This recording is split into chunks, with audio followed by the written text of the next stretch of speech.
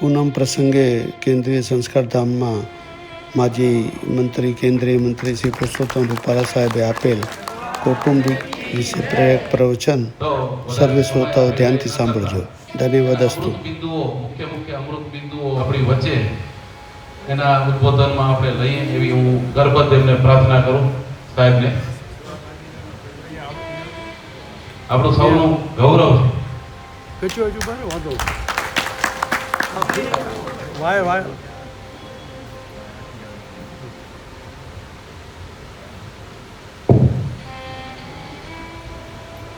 राम राम जय श्री कृष्ण लक्ष्मी नारायण भगवान की जय। मुरब्बी श्री जेठा बापा, माताजी, आप सौ वडीलों, माताओं, युवान दोस्तों, जेनी तिथि नक्की नहीं होती एने अतिथि कहेवामां आवे छे। હું સાચા અર્થમાં આપનો આજે અતિથિ બની ગયો છું.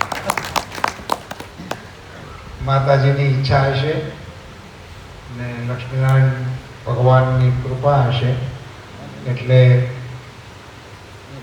વડીલના આશીર્વાદ લેવાનું મારા ભાગ્યમાં લખ્યું છે. એટલે હું આપ સૌની સામે અહીંયા ઉપસ્થિત થઈ ચૂક્યો. એ માટે અમારા મહામંત્રી પૂર્વ જયસુખભાઈ મને અહીંયા લઈ આવવા માટે નિમિત્ત બન્યા. એ માટે હું સંસ્થાનો આભારી છું કે આપ સૌએ મને આ પ્રકારે આપ સૌના દર્શન કરવા માટેનો મોકો આપ્યો. ભાષણ કરવાનો જો ઈરાદો નહોતો, મને ખબર નહોતી કે અહીંયા સભા હશે અને અમારી સિઝન હમણાં જ પૂરી થઈ. ભારત માતા કી જય, વંદે માતરમ. અને એમાં આપ સૌએ ખૂબ જ આશીર્વાદ પણ અમને આપ્યા. એ માટે આપ સૌનો આભાર પણ હું માનું છું.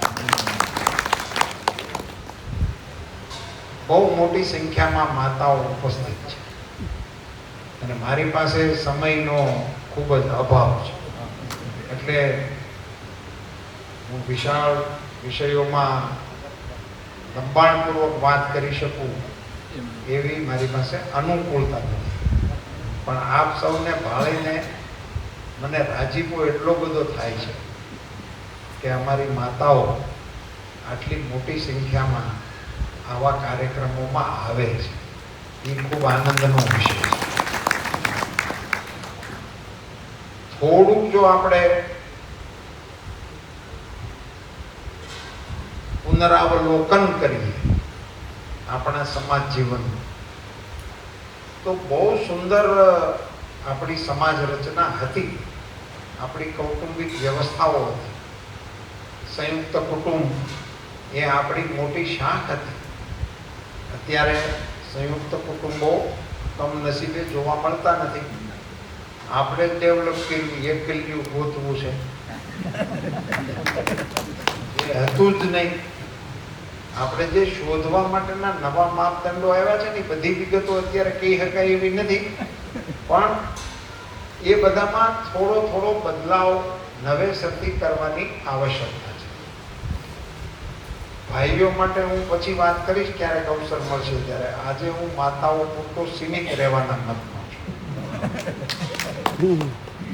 એટલા માટે કે ત્યાં કહેવાથી એક પાંખી સુધરે, આ બાજુ કહેવાથી બે પાંખી સુધરે. એટલે મને ડબલ લાભ થાય એવી વાત કરે ને, ઓછા સમયમાં જે સગવડતા કરાય એટલા માટે આ તરફ મારો શોખ છે. હમણાં જેઠા બાપાએ એક નવી બાબત મારા ધ્યાન ઉપર આવી છે. વડીલ ઘણા બધા છે એટલે એમણે જૂની સાસુઓની જમાવટો જોઈ છે. સાસુઓ એટલે વાત થઈ કે હલાય નહીં એવો એનો કડપ રહેતો હતો. અને એ પાછો આ વહુ એ ભોગવો પણ હોય અને એમાં એને મજા આવતી હતી. એમાં શું મજા આવતી ખ્યાલ છે? એ વહુઓ જે હોય અને સાસુઓનો કડપ ભોગવતી હોય એના મનમાં ઉમ્મીદ હોય કે હું પણ હાવું થવાની છું, આની કરતા પણ કડક આવી રીતે એ ઘડાતું હતું ને હાલતું હતું. પણ એ પરંપરા બહુ લાંબી ચાલી. સાસુ અને વહુ એ તો આપણે ત્યાં એટલું બધું વણાઈ ગયું કે બસ સાસુ એટલે ધકવાનું, બાજવાનું, ઠપકો દેવાનું, મોનોપોલી વાળું પાત્ર, અને વહુ એટલે સાંભળી લેવાનું, સહન કરી લેવાનું, વૈતરું કરવાનું એનું પાત્ર. એ ભાગ પાડેલા જ હતા ને એમના વર્ષો સુધી હાલ્યા. હમણાં એક નવી શોધ આવી છે, લેટેસ્ટ, જે હમણાં નવા અત્યારે જે સાસુઓ થયા છે એને મને માહિતી આપી છે. મારી માહિતી નથી, સાસુએ જ આપેલી માહિતી. હું તો શેર કરું. એ કે અમે અમારી હાહુનો કડપ તો ઝીલ્યો, પણ અમારે તો વહુનું ઝીલવાનું હોય. એ આ નવી પેઢી પેલી વેલી જ છે. એને ઉપરથી હાહુએ ઝટકાવી લીધા, હવે વહુઓ ઝટકાવે છે. એટલે કે અમારે હાહુ થવાનું આવ્યું જ નહીં. તમને બધાને આમ હસવા જેવું લાગે છે, પણ આ સમાજ ખૂબ ગંભીર મોડ ઉપર આવી ગયો છે. એનું આ પ્રતીક છે. આનીથી આપણે કેવી રીતે બચવું જોઈએ? હું એનો વિરોધી છું જ નહીં. હું સાસુ પ્રથાનો વિરોધી નથી. હું વહુ માટેનો કોઈ પેલો છું. બહેનો તો આપણા સૌ માટે ઉપાસ્ય છે. આપણે તે સંસ્કૃતિના વારસદારો છીએ. વિશ્વની કોઈ સંસ્કૃતિમાં સ્ત્રી ભગવાન નથી. આપણે એકલા જ એવા છીએ કે આપણે જગદંબાની ઉપાસના કરીએ છીએ. આપણે ઉમૈયાને માનીએ છીએ. આપણે એવું માનીએ છીએ કે ભગવાનોને દેવતાઓને જ્યારે તકલીફ પડે ને એની કેડે કાંઈ ન થતું હોય ને તો એ માના શરણે, એ આપણી સંસ્કૃતિ છે ને. માં એ શબ્દ જેવો છે, મોઢે બોલું માં, ત્યાં સાચે જ નાનપણ સાંભળે, મોટપ કેરી મજા, મને કડવી લાગે કાગડા. માંથી મોટું કોઈ નહીં, ભલે હોય જળધર કે જગદીશ. એ કવિ ન્યા સુધી કે માંથી મોટું કોઈ નહીં, ભલે હોય જળધર કે જગદીશ, સૌ કોઈ નમાવે શીશ, અંબા આગળ હાલિયા. આપણે આટલું બધું જે માનવા વાળા છીએ, એટલે આપણે તો માતૃશક્તિની કોઈ, અને હમણાં પાછા મોદી સાહેબ, એટલે એને તો કેટલા એવા નિર્ણયો કર્યા કે 75 વર્ષની આઝાદીમાં આ બધાને ખ્યાલ હશે, નો ખ્યાલ હોય તો સ્મરણ કરાવી દઉં. એક સ્કૂલની અંદર દીકરીઓને એડમિશન જ નહોતું, અને હું પગ દબાવતો હોઉં, છોકરાએ ક્યારેક હાળ્યું હતું, એનો જવાબ જો હામાં હોય તો હાથ કરવો, એનો જવાબ જો નામાં હોય તો હાથ ન કરવો, પગ લાંબા ટૂંકા કરી રોડવી દે. આરોગ્ય આપણું જળવાતું હતું, એની મેળે જળવાતું હતું. આપણે કોઈ દવાખાનામાં હુવડ માટે જવાનું નહોતું થતું. ઘરે જ બધા હાઈ ક્લાસ થઈ જતા હતા, પણ એને કાટલું ખવડાવતી હતી. હા, પરાયણે નો ભાવે તો એનું નામ કાટલું હતું. એ નવી પેઢીને નહીં ખબર હોય. વિષયો જે હતા ઘરની રસોઈ, એ ઘરની રસોઈને કારણે, આપણા ઘરના ખાનપાનને કારણે આપણે તંદુરસ્ત રહેતા. ઘરના દૂધાણા વાજાણા રાખતા હતા. તે દૂધાણા વાજાણા હું કોઈ ભાઈઓ દોતા હતા, ભાઈઓને ખાણ ખવડાવતા હતા. એ આખું મહેનત બધી અમારી માતાઓ જ કરતી હતી, અને અમે તો ઘી દૂધ ખાતા હતા ઉભે ગળે.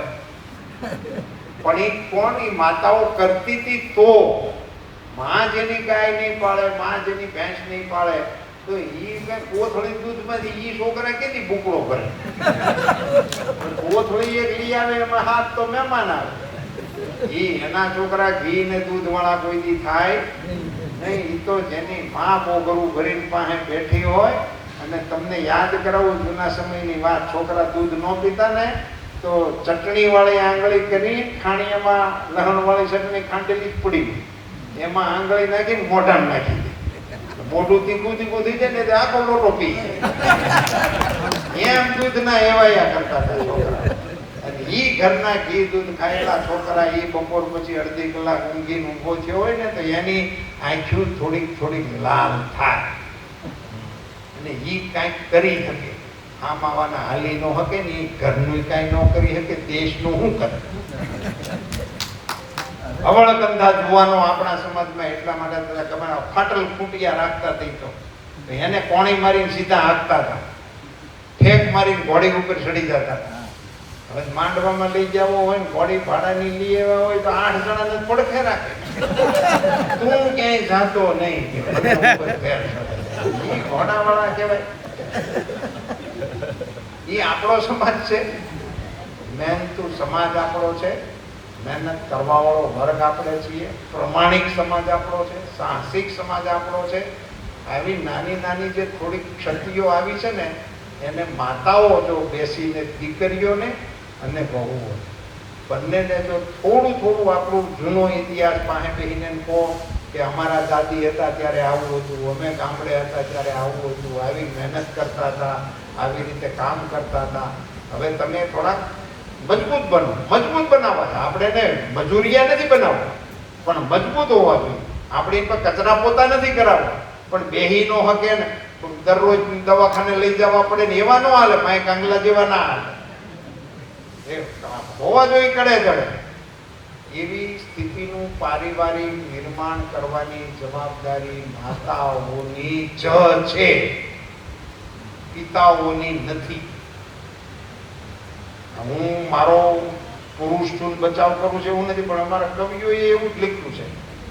સવારનું પ્રભાતિયું ગાતા ગાતા આપણે તો સવાર પડતું ઘંટીએ જળતા જળતા માવું અમારી પ્રભાતિયા ગાતી.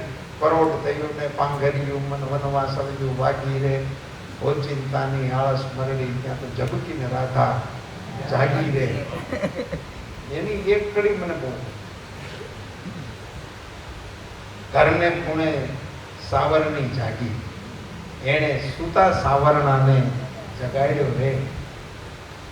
ભોયરું ફળ્યું ચોકી શેરી, એણે જઈ સુતા ચોકને જગાડ્યો રે. પરોઢ થયું ને પાંગર્યું મન વનવાસળ્યું વાગી રે. કવિએ એ કેદી લખ્યું છે એ આપણને તો ખબર નથી, પણ એને જગાડ્યું કોને? ઘરને ખૂણે હાવરણી જાગી. અને પાકી ખાતરી હાવરણા ઉઠે જ નહીં.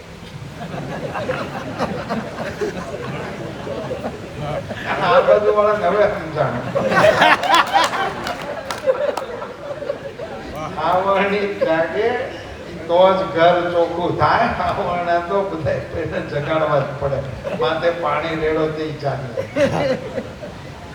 આ જવાબદારી છે, માતા તરીકેની આપણી જવાબદારી છે. અને આપણામાં કુળ દેવીઓની પ્રથા એટલે જ આવી. કુળની દેવીઓ આમાંથી જ આવતી હતી, જે કુળનું રક્ષણ કરતી હતી, કુળનું પોષણ કરતી હતી, કુળનું શિક્ષણ કરતી હતી. એમાંથી કુળદેવીઓ આપણી બધા આવ્યા છે. એ તમે કુળદેવીઓ જ છો. એને થોડુંક નાનું મોટું હોય ને નવેસરથી રિપેર કરો. તમે એવું માની ન ચાલો નથી હાલતું. નથી હાલતું એવો વિષય નથી. આપણે સરખી રીતે ટ્રાન્સફર નથી થતી. એને સરખી રીતે પહોંચાડો. નવી પેઢીને થોડુંક શીખડાવો. એના ધ્યાન પર આ વાત મૂકશો. તમે પ્રેમથી દીકરા દીકરીઓને બેહાડીને વાત કરશો, કોઈ દીકરો કે દીકરી વિરોધ કરે તો મન ટપાલ લખજો. તો પછી હું ત્યાં આવે એ દીકરા સમજાવો. મને કઈ વાંધો મને ભરોસો છે આપણા દીકરા દીકરીઓમાં એને કોઈ પ્રોબ્લેમ છે જ નહીં. પણ ઘણી વખત તો શું છે કે આપણે જ કઈ કહેતા નથી. આપણે કહીએ નહીં તો પછી તો સ્વતંત્ર છે એ ગમે તે વસ્તુ ગમે ત્યાં થાય.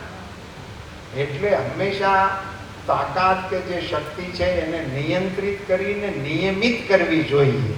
સમાજ એક શક્તિ છે, એને નિયંત્રિત કરીને નિયમિત કરો. પાણી ખૂબ પડે એ તો પૂર આવે, એ તો નુકસાન કરે, એનાથી કઈ ફાયદો ન થાય. અનિયંત્રિત પાણીનો જથ્થો હોય પણ એનું પાણી એને નિયંત્રિત કરો. એને ડેમમાં બાંધો, પછી કેનાલે ચડાવો, પછી ધોરીએ ચડાવો તો મબલક પાક આપે. પાણી તો એનું જ હોય. પણ જો એને નિયંત્રિત કર્યા વગરનું આપણે જવા દઈએ તો પૂર આવે, તો પાકને તાણી જાય, હોય એને તાણી જાય. એમ આપણી કુટુંબની જે ક્ષમતા અને શક્તિઓ છે એનું નિયંત્રણ અને નિયમન કરવાની જવાબદારી સાસુમાની છે, દાદીમાની છે, કાકીમાની છે, ભાભીમાની છે, આ બધાની છે. કેવા સુંદર ટાઇટલો છે તમારી પાસે. ભાઈ બા, માસી બા, મરજો માં, જીવજો માસી. આ બધા ટાઇટલો તમારી પાસે છે, અમારી પાસે કાંઈ નથી કાકા સિવાય. એટલે એને થોડોક અમલમાં મૂકો અને તમારો ત્યાગ જે છે એને થોડોક લક્ષ્યમાં લો. વર્તમાન સમયમાં નવી પેઢી વ્યસનોમાં અટવાણી છે. સરકારી રાહે એનો ઈલાજ નહીં થાય. સરકાર પગલાં લેશે, કડક થશે, કોકને પકડશે, કોક અંદર જશે, એવું બધું ખ્યાલ રાખશે. એનો ઈલાજ કરવો. ઈલાજ તમારી પાસે છે, પણ તમારે કરવો.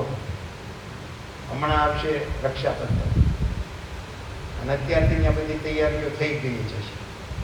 ભાઈએ વ્યવસ્થા કરી જ રાખી છે કે ગઈ વખતે બેનને હાડી નહોતી ગમી એટલે આ વખતે કાંઈક પટોળાનું કરી, ડ્રેસ આ નહોતો ગમ્યો તો નવો ડ્રેસ લઈ આવી. ભાભીની અરે વાટાઘાટ કરીને કરશે, પણ કરશે. તમે પણ તૈયારી કરીએ છીએ. રાખડી લઈને આપણે રૂબરૂ જવું છે, રૂબરૂ નહીં જવાય એમ હોય તો પોસ્ટથી મોકલશું, આમ છે તેમ છે, એવું બધું કરી નાખ્યું છે. એમાં થોડોક સુધારો કરવા માટેની એક ટિપ્સ આપું તો કરશો.